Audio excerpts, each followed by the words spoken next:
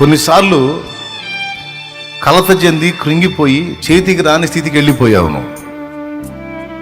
ఆశ్చర్యమైన రీతిని నిన్ను ఆదరించి తన వాగ్దానముల చేత నిన్ను సంధించి ధైర్యపరిచి వెన్ను తట్టి నిన్ను నిలబెట్టుకున్నాడు. ఇప్పటిదాకా నిలబెట్టుకుంటూ వచ్చాడు ఆయన. నలుగురిలో నవ్వులు పాలై నువ్వు కూర్చొని ఏడుస్తా ఉంటే క్రొత్త వాగ్దానం ఇచ్చి నీకు ఛార్జ్ చేశాడు ఆయన.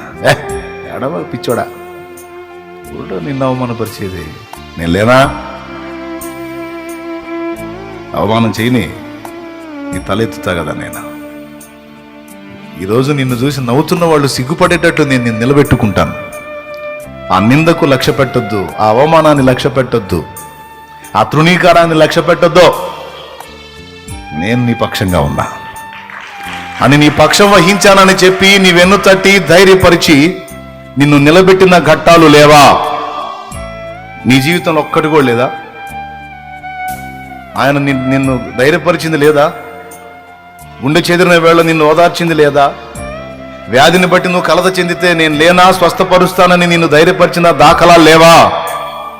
ఉన్నాయా లేవా? అవమానాలు ఎదుర్కొని సిగ్గుతో తలదించుకొని కుమిలి కుమిలి ఏడుస్తున్న వేళ